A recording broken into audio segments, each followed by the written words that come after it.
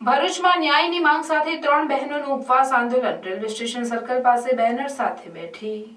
ભરૂચ જાડેશ્વર ગામે રહેતી વિધવા મહિલા જયાબેન વસાવા તેમના ઘરનું કામ કરાવી રહી હોય ગામના આગેવાન તેમના ઘરને લઈને અરજી કરતા વહીવટીતંત્રએ ઘરને સીલ માર્યું હતું। બીજી તરફ આગેવાન તેમને ધાકધમકીઓ આપતા હોય વિધવાએ પોલીસમાં ફરિયાદ આપવા જતાં પોલીસે તેમની એફઆઈઆર નોંધી ન હોવાના આક્ષેપ સાથે મહિલાએ ઝેરી દવા પી ગઈ હતી। મહિલાની 3 પુત્રીઓએ તેમની માતાની ફરિયાદ નોંધાઈ અને તેમને ન્યાય મળે તેવી માંગ સાથે ભરૂચના સ્ટેશન સર્કલ પર ઉપવાસ આંદોલન પર બેઠી છે। અમે પોલીસ સ્ટેશને ફરિયાદ નોંધાવવા ગયા હતા પણ અમારી ફરિયાદ કેમ ના લીધી મારી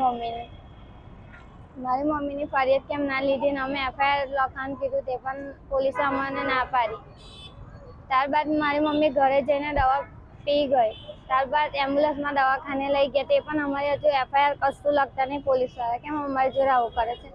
બીજા બધાની ફરિયાદ લે છે પણ અમારી કેમ લેતા નહીં ફરિયાદ। કાલ ઉઠીને મારી મમ્મીને કશું પણ થશે તો જવાબદારી પોલીસની રહેશે। હજુ સુધી અમારી ફરિયાદ લીધી નહીં।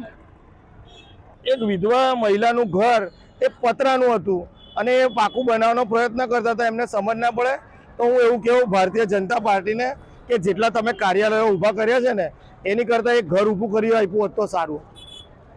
આટલા 5 વર્ષમાં 10 વર્ષમાં દેશમાં જે કાર્યાલયો બનાવી દીધા છે તમે એમાંથી તમને કોઈ એટલું ફંડિંગ ના મળ્યું કે આ એક દીકરીનું તમે ઘર જાડેશ્વરની હદમાં બાંધી શકો।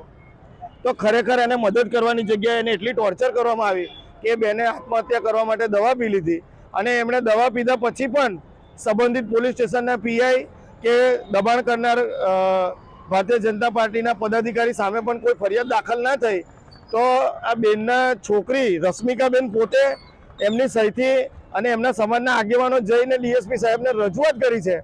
ડીએસપી સાહેબને રજૂઆત કરી 4 તારીખે, તેમ છતાં હજી કોઈ ફરિયાદ દાખલ નહીં થઈ।